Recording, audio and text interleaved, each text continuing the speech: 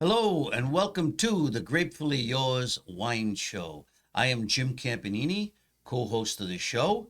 I'm with Mike Pigeon, aka the Wine Butler, my Good morning. co-host. How you doing this morning? Good. Made it through Thanksgiving. Had a really good meal and set to Really? go today. Yeah. What was your favorite?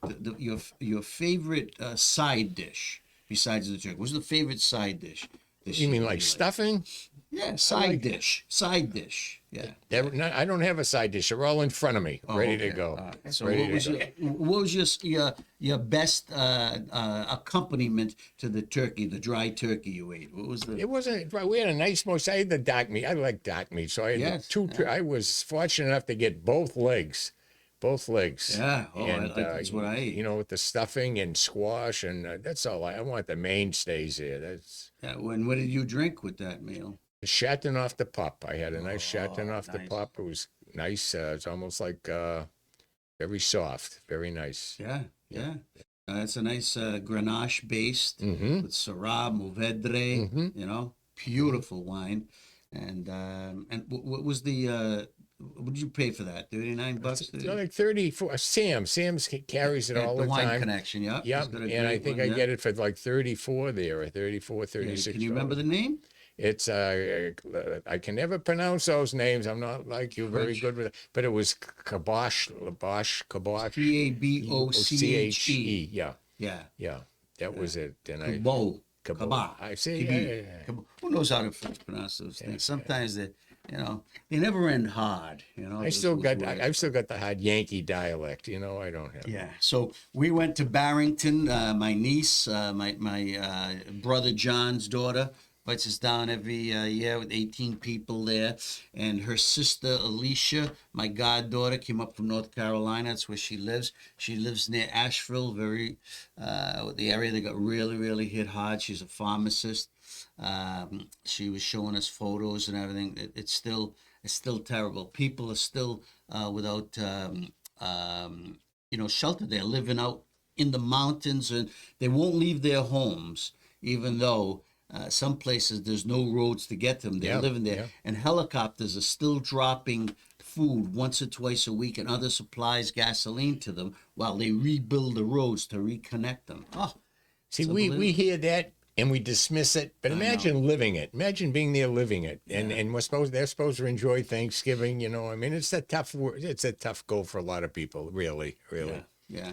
So I brought down the wine. The nice we had the Bledsoe family wine, Oh, the great Syrah, Yeah. and then Amy and all the women cooked. Mary Lee did the mashed potatoes, but it was an excellent day. Then Mary Lee wanted to make her own turkey dinner, which we had on Sunday. We came home because she likes to make the soup, and freeze it and stuff like that. So I had to sit down for more turkey. I got the drumsticks like you, and then I opened up a nice an Italian wine for that. It was the 𝐓𝐡𝐞 𝐁𝐮 That's the Onalaya's second tier wine. Oh, it's a nice blend. It was absolutely fabulous. So we had a good second dinner. Yeah. But I'm turkeyed out. And Mary Lee was nice enough to make a little meal for the animals outside, and that was good. Man, yeah, that was not a good run. So all the bones and the carcass, she put it in a bag, double bagged it, and then she failed to tell me because it was cool outside. She left it outside on the deck overnight. Well, we fed every raccoon in the neighborhood. I'm on my hands and knees in the morning picking up, but they splattered it all over. You'd think they'd have a little more the discipline, to eat around the table. Eat around the table, yeah. But the bones were scattered all over the place, and then because it was cold, it froze. I'm picking up the celery pieces all over, and then I had to, got to be washed down. Oh man! But at least, nature takes its course. I hope you have friendly neighbors. They'll have the Board of Health coming over there this morning to check out your place for the garbage disposal. That's the first time in 22 years that's happened, but she forgot to tell me that, the bag's outside, but anyway. So that was it. So I'm glad. I'm glad it was a nice, safe one, and everybody seemed happy. So now we're back. Now today, we're going to talk about the Wine Spectator came out with its top 100 wine of the year list. Okay, in its latest edition. You might want to pick it up, and we're going to talk a little about that and some of the gems, the low cost gems that are on that list. I got a couple here, and we'll talk about those. First, let's get this little announcement out of the way. This Inside Lowell podcast is coming to you from WellPoint Studios. WellPoint, the only health plan offering healthcare benefits exclusively to Massachusetts GIC members. At WellPoint, your whole health is their point. Okay. So you looked at the article, right, in Wine Spectator. Anything stick out at you at all? Or? What stuck out was so many unknowns that I have never heard of before. But people that watch the show don't want to take our words for it. Like you said, you pick up that Wine Spectator and see those low prices on some of those. Go buy that then, and it's a good way to get involved with the wines for not much money. Yeah. That rated well. Yeah. So Mike makes a good point.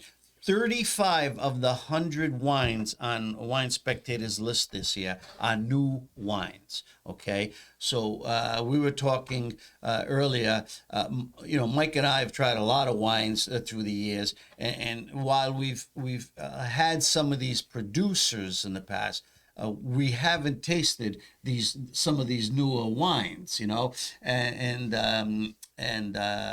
so it's an interesting list. But the other thing that people should realize is how they go about judging these wines. I mean, there's tens of thousands of wines produced throughout the world, okay? And to narrow it down to 100, I mean, these are experts making these decisions, but it is a little subjective, Why does a Sassicaia, that's one of the best wines in the world, make it one year and is number one year, and then doesn't even make the top 100 list the next year? So if you read the article, they explain, they do a blind tasting, first of all.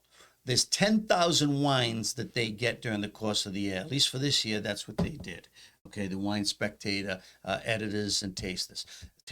So out of those 10,000, there were this past year 5,637 that rated 90 points or better. Okay, that's the cutoff point. That's a lot of wines. I know. So throughout the year in their magazines, all the ones that get 90 points or better, that's the cutoff point. And these are all done in blind tastings now. Remember, so that means they're not even looking at the label that takes in the wine. They're all doing notes. There's I think there's 6 or 8 of them listed in the beginning of the magazine who ended up doing the list and stuff. So then they go back. They either retaste or look at their notes and stuff, and they scrutinize more and more. But a lot of it has to do with the value. Okay, the quality is number one. The value, meaning the price point, and this is interesting because even though the highest priced wine on this list is $250 and it finished 99th, it's the 𝐓𝐡𝐞 Cabernet Sauvignon from Napa Valley. The average price of the wines is $68 on this list, and 20% of them cost $25 or less. So that's pretty good.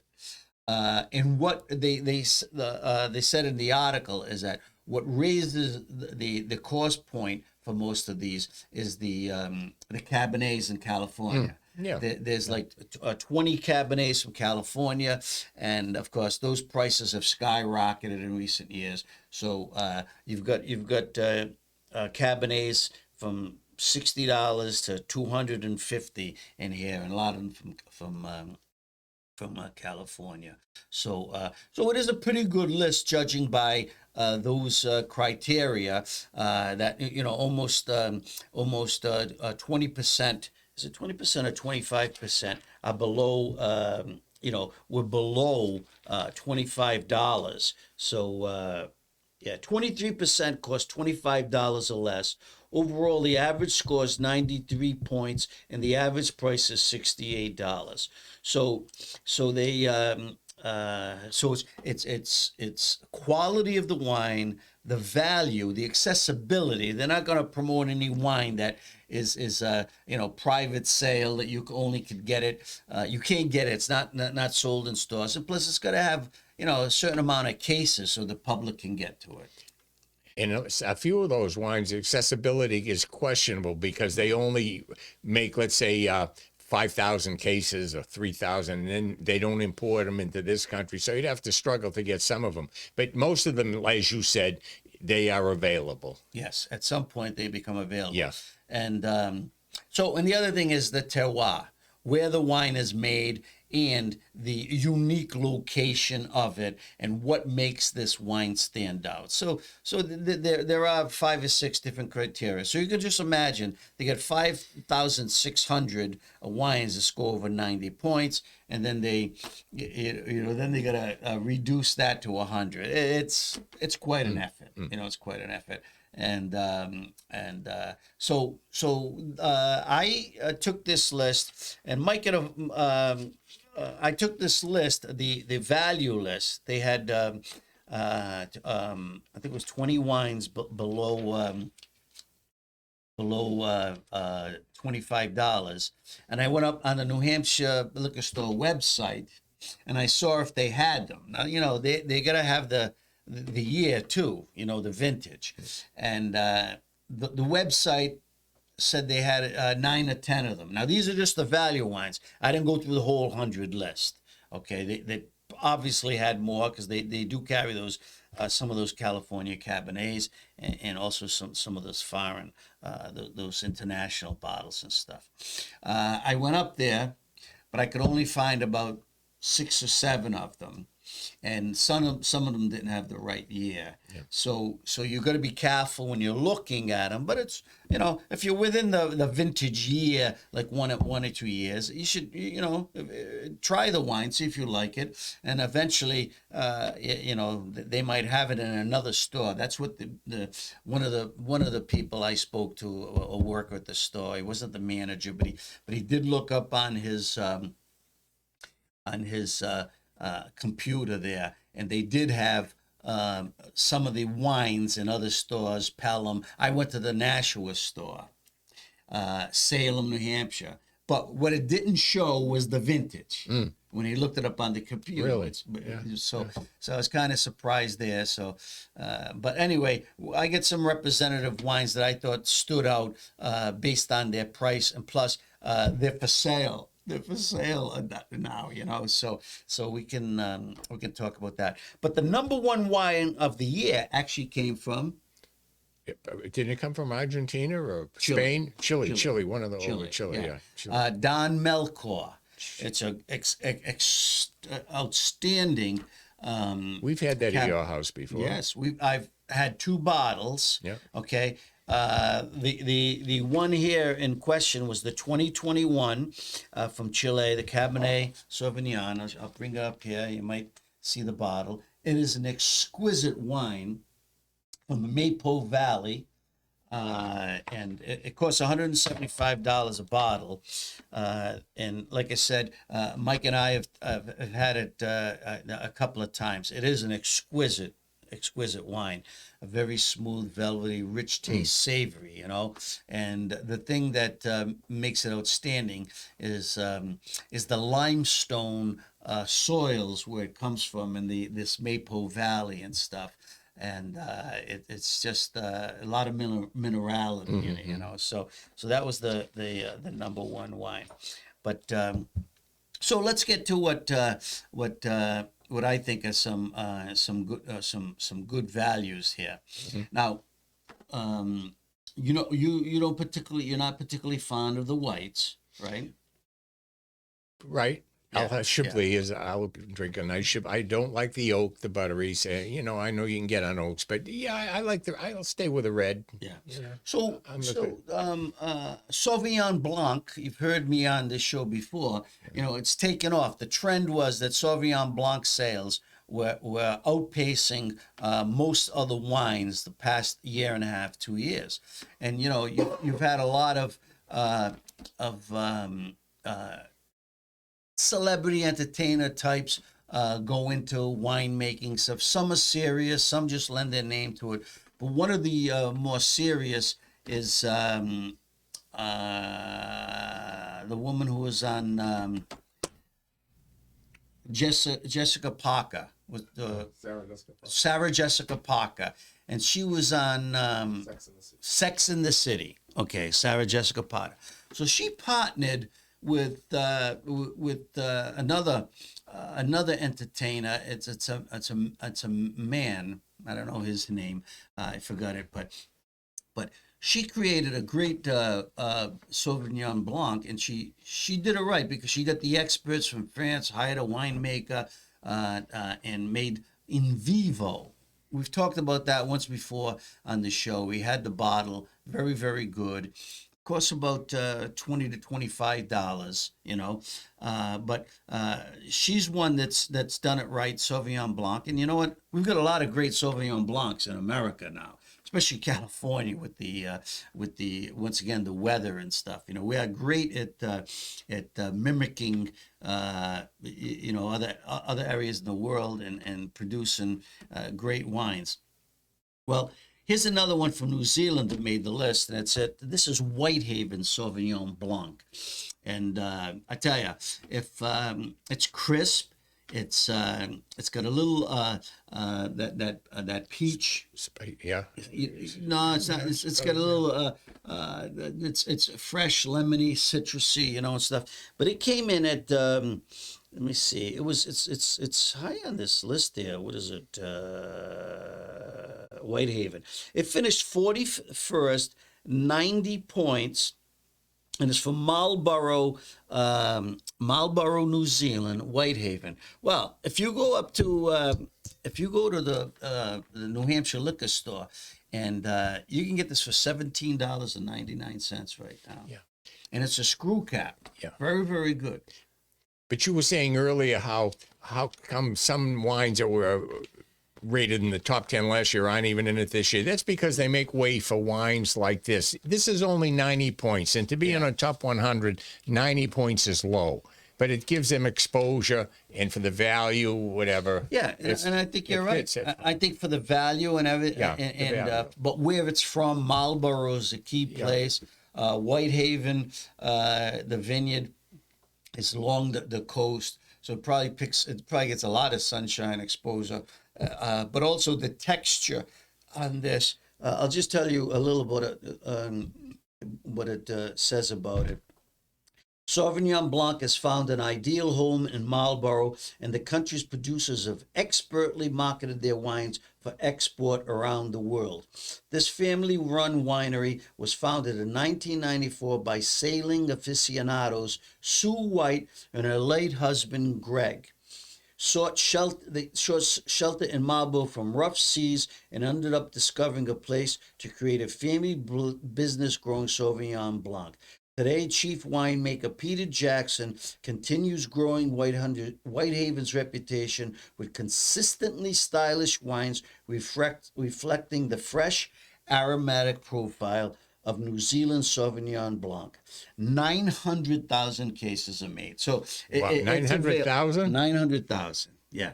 So it's easy to find this. They tout it as a rich taste and everything. You must be going to China. Yeah, I've never had it before, but the wine goddess is going to have it. Now, I always liked Cloudy Bay Sauvignon Blanc, Oyster Bay. Oyster Bay. Those are pretty good. Love Block is one of my favorites now, so it's it's a good try for $17.99. You get a top 100 wine from the Spectator list. So you can try that. So another one that caught my eye because I'm such a, I'm a great fan of Italian wines is, and we've had this before at my house, the 𝐕berti Barbera d'Alba. There's a Barbera d'Asti and a Barbera d'Albi. There's different soil profiles in d'Asti and d'Alba. One is a little warmer than the other, but this is the La Gemella, okay? And the 𝐕berti, what did the 𝐕berti read on this list? But this is another wine, $17.99 a bottle. And let me see where this rated on the Wine Spectator list. And this is Barbera d'Asti. Barbera, right, is a grape that, when I ask Italian winemakers, at the end of the day, what do you drink when you come home after a long day and stuff like that? And I remember Giorgio Rivetti, one of the Barolo boys from the Piedmont. Barbera d'Alba. Yeah, he said, Barbera. He says, don't tell anybody, but Barbera. And it's a light, easy drinking wine, fruity, but a lot of character, and it ends dry. And it's great with food, pizza, any light meals and stuff. So let's see, where did the 𝐕berti line up over here now? 𝐕berti. It's a nice bottle too there, that wine. I got it right here, Mike. I thought I should have had this right over here. I want to go through this whole thing. Jeez. I had this somewhere over here. No. These things all stick together. Where did it come out on this list? What are you looking for now? I'm looking where it ended up on the list here, but it's in the top. But you should have had a bookmark in here. You're losing valuable time. Well, I got the whole. I do. I have the page all set. There it is. Here it is. So the 𝐕berti, Giovanni 𝐕berti, finished 91st on the list, $17 a bottle. Okay. So no, it was 42nd on the list. I'm sorry. It ranked 42nd, $17, 42nd, and it got 91 points. Not bad. But the biggest standout, I'm going to taste this one, okay? The Cabernet. This is Santa Cristina Cabernet Sauvignon from Tuscany, made by Antinori. Yeah. The Antinori family. The Antinori family, which is famous. Very famous. For some great high-end wines. When you think about, you can't touch a Cabernet Sauvignon in this country, even the most expensive. But $150 anyway. Well, I'm saying the least expensive, even a jug wine for like, say, $20, $18, okay? So this scored 90 points, okay? This is the 2022, $12.99. $12.99. And that finished number 49, ranked 49, got 90 points. Okay, so coming from the Antinoris, it's a Sangiovese, and this is Cabernet Sauvignon. They're known for their Sangiovese, but they also make, Cabernet Sauvignon, Cabernet Franc, Merlot, to put in their super Tuscan blends. Okay, so well, the grapes that go in this probably aren't the top of the line. They have significant quality and stuff. I mean, those the rich. That's a noseful. The color is very dark. Nice, very dark. Yeah. I mean, you put a bag over this, you wouldn't know it was from Italy or California. Most cabs like that, but it's.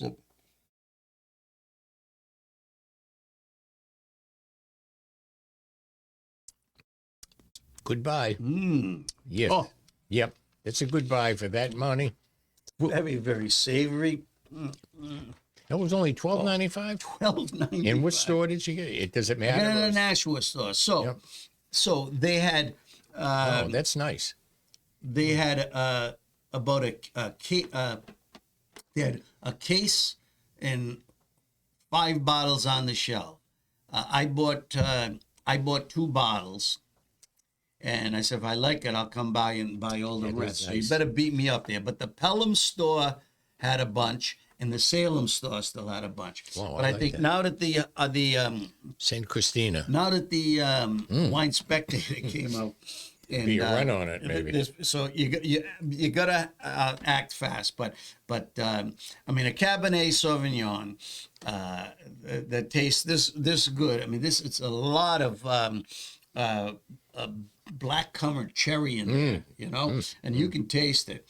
Yeah, the Wine Spectator was right on with that pick. And oh yeah, and it's got that real a little peppery on Little the bit. end. Yep. And Yep. but you know, most Cabernets, especially young ones, they got a little green Yeah. tint to them. It's not. But this has got a little nice a nice expression. You don't get that green taste to it when they're young, you know, and good tannic quality, but not dominant. You That's know, very nice.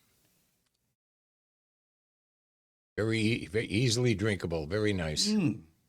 It's very nice. what it tastes. So I'll just tell you what you say. So that's the Santa Cristina Cabernet Sauvignon from Tuscany, Toscana, made by the Allegrinis. And number 49, here's what it says. Santa Cristina is a brand owned by Antinori, one of Italy's oldest and most renowned wine-producing families. Though the brand also produces bottles from appellations in Umbria and Veneto, the majority of the red wines are produced at their Tuscan winery, which was established in Cortona in 2006. Grapes for this particular Cabernet Sauvignon-based wine are primarily sourced from the Maremma coast, both inland and coastal parcels. By fermenting and aging the Cabernet Sauvignon in stainless steel, Santa Cristina has crafted a fruity, inviting, and widely available red that delivers impressive quality. 46,000 cases imported. It's a lot imported. Yeah. So you see what this is aged and fermented in steel tanks. Most Cabernets, you know, have to see a barrel time in, you know, wood. They got to age in wood to take away, you know, polish up those tannins, which can be very grippy and strident and stuff. So they've found a way to keep it very, very fresh and natural. But how they make those tannins so velvety, you know, in a Cabernet so young, 2022. I mean, that is quite an achievement. Only the Antinori's, you know. But I mean, stock up on that. They have a lot of experience behind them. They can slap together a good wine. And you can do this. You can drink this every day if you want with ossobuco steaks, a nice pasta dish with ragu sauce, meat.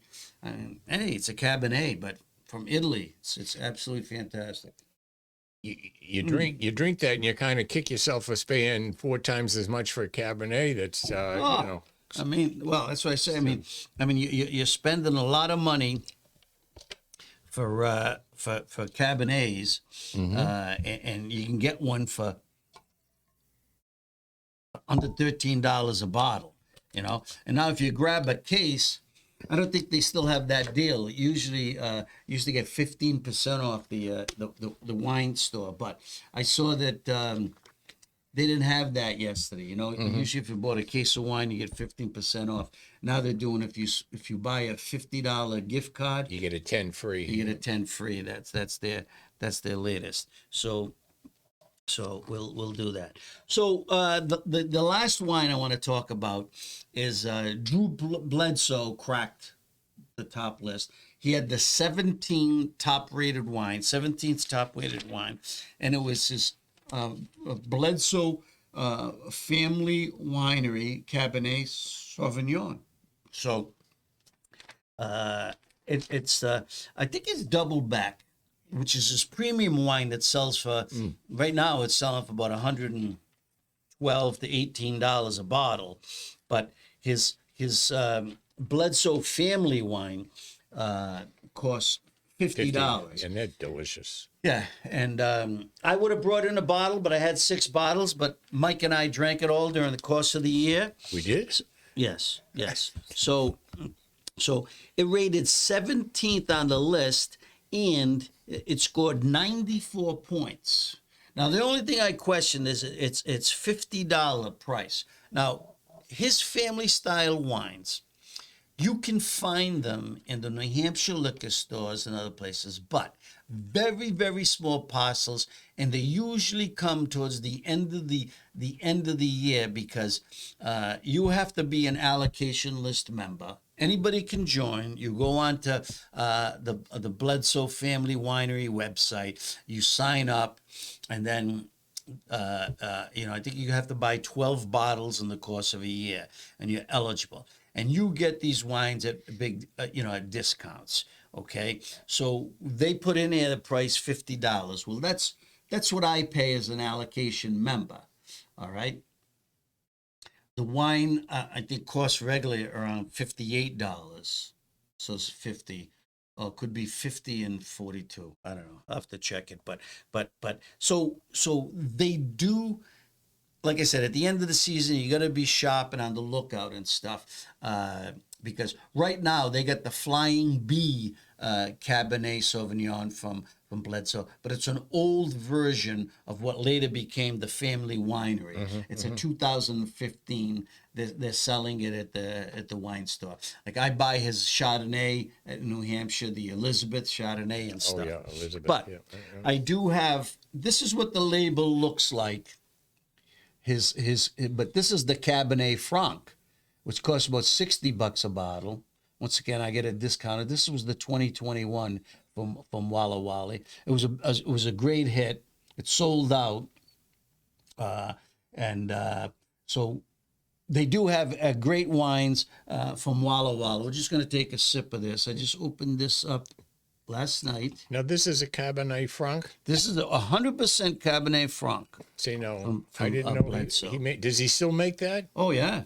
Sells out every year. Limited. I mean, let me see. I got to see how many cases he made of the Cabernet Sauvignon. It says it in here. Only 2,200 cases were made of the Bledsoe family Cabernet Sauvignon. So this is the Cabernet Franc. It's more subtle than the other one, not as exciting starting off. But yeah, but it's got you can smell a little more vanilla. Can you smell the vanilla in this? yeah, Yeah, the you thickness can of the taste, vanilla. you can smell the oak. You don't get any oak aromas out of that Santa Cristina Cabernet. See, I'm not too familiar with Cabernet Francs. What they should, I never really had a.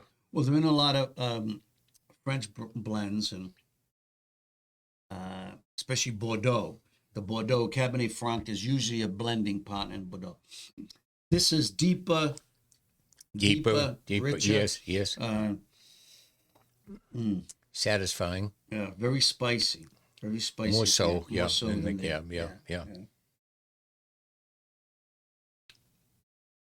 Well, I love Cabernet Franc. It's a great wine, but it's got it could age a little more. I think it's got that a little acidic. I'm not familiar with pure Cabernet Franc, so I can't, Cabernet Sauvignon I'm familiar with. Yeah. And So you can even look up for. I don't know if the New Hampshire liquor store gets the Cabernet Franc, because like I said, most allocations of it are sold out because I don't think they even make 1,000 cases of it. So a lot of the members snap it right up, nice wine, yeah. But you have to be on the lookout. You have to go on the website. I mean, they do carry double back, which is his premium Cabernet, which, like I said, that costs. It's over $100 a bottle, and the price keeps rising and stuff. So let me just tell you what it says about the number 17 ranked wine, the Bledsoe Family Cabernet Sauvignon from Walla Walla. When All-Pro NFL quarterback Drew Bledsoe retired from football in 2007, wine became his second career. Located in his native state of Washington, his first label, Doubleback, launched in 2008 and it continues with great success. More recently, he added Bledsoe family wine. Walla Walla native Josh McDaniels is the winemaker for both projects. This 2021 Cabernet Sauvignon was harvested from 4 vineyards, and McDaniels blended small amounts of Merlot, Petit Verdot, and Malbec with the Cabernet Sauvignon. It was aged 22 months in a combination of new and used French oak barrels and a small proportion in concrete. 2,214 cases are made. So, Now, isn't that something? His winemaker is Josh McDaniels. Yeah. And didn't the Patriots have and there's no relation. No relation. And yet Bledsoe played for the Patriots and their offensive coordinator was Josh McDaniels. Oh, yeah. That's just coincidence. No relationship. No relationship. So, so there you have it for those wines. Like I said, you should look up the Wine Spectator because they do have some great values on that list. You should hunt them down, try them out. One of them that we tasted during the course of the year here, you can go back in our previous shows, is the Sanfelice Chianti Classico Il Grigio Reserva. Okay, the 2021. It's listed here, it's selling for $28, which is about the range. You look for it on sale. It got 93 points, and that's a great Chianti buy. But it's always fun to look at these lists and see what's on there. So when you go into a restaurant, you can compare the prices. But you should go to the stores and try them, especially if you can grab this Toscana Cabernet Sauvignon. Believe it, huh? I mean, I'd snap up if you like Sauvignon Blanc, the Whitehaven. I mean, that's a steal, and the Barbera. I mean, anything below $20 is great. Now, one of my favorite wines in the world all time is number 3 on the list, Antonotti's Tignanello. You can see it right there. So like I said, great wine, great family, great bunch of winemakers. And then the Faust Cabernet Sauvignon, which is carried exclusively at the Wine Connection in North Andover. It was number 4 on the list. And it's a $65 Cabernet Sauvignon from Napa Valley. Still an outstanding buy. And you know what? If Sam's still got it on the shelf, you're not going to pay $65 for it. You're probably going to pay probably about $8 to $9 less than that. So that's a great buy. The Faust Cabernet Sauvignon. So take a look at that list. Go online and have some fun with it. Last thing I want to talk about today, okay, is this weekend on Saturday is the annual WCAP Radiothon for the Salvation Army, the big fundraiser. And as you know, every year I donate a wine tasting dinner, and so there are going to be 2 available this year. I've partnered in the past with Mike Lenzi out at Lenzi's Restaurant in Drake. We're going to have an Italian wine night. But this year, Teddy Panos, our producer and owner of InsideLowell.com and the manager of his family, the family-owned Athenian Corner, we're going to do something different. We're going to do a Greek wine dinner with authentic Greek food. So you got 2 choices this year. So if you don't want to drive out to Drake, Lenzi's, you stay right here in the downtown, and enjoy a beautiful evening at the Athenian Corner. Teddy and I will be your hosts, right? Host, yes. The wine, we'll have the wine butler there. Hopefully the wine goddess will show up. Well, you could be the wine hostess. We could refer to you as a pronoun. Sure, yeah, you can do that. So the way things are going. So Which one? Which one do you? Well, I hope they're not on the same night because someone with good means could enjoy both of them with a different set of friends to each one. Yeah, yeah. You know. So last year was different because there were a group of people from Drake who lived together in that that nice complex across from Mike Kunstler's place. You know, where you go into Meadow Creek, there's a new development there and stuff. They pooled their money together. Yeah. 10 people, and they bought the one at Lindsay's, and I think they came up with close to $2,000. Okay, and we had a spectacular evening. Okay, the food, the service, the wine. I even threw in a couple of surprises, you know, of it. So I just enjoyed myself. The people. They said that they're going to be bidding this year again. Good.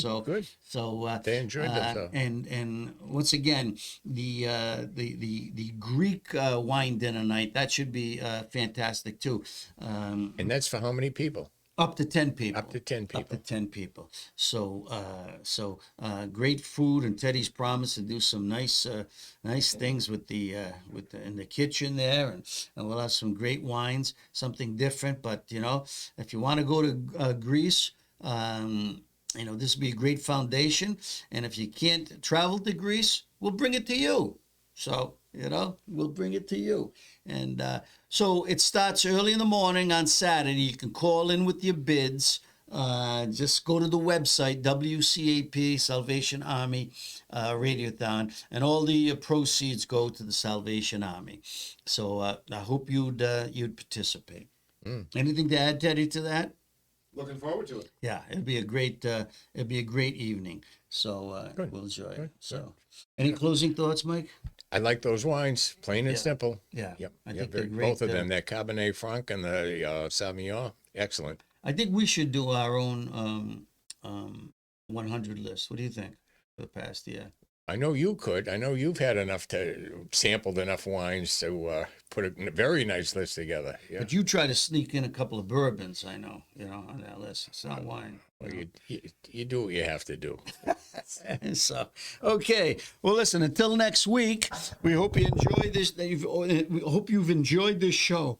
But these are great buys right now. So hunt them down, and if you can grab this Cabernet Sauvignon, this Sauvignon Blanc, and you like an Italian wine, something different. I mean, these are great buys, especially for the holidays. I was a little disappointed with the list. I looked in the mid-range for John Campanini's Zinfandel. Yeah. What, maybe next year? There's always next year. Well, he told me that his bottles are precious. He only produces 140 a year. That's why. So yeah. that's why he's got to Only the save it for connoisseurs. family and friends. So, okay. Well, until next week, may the wine be with you.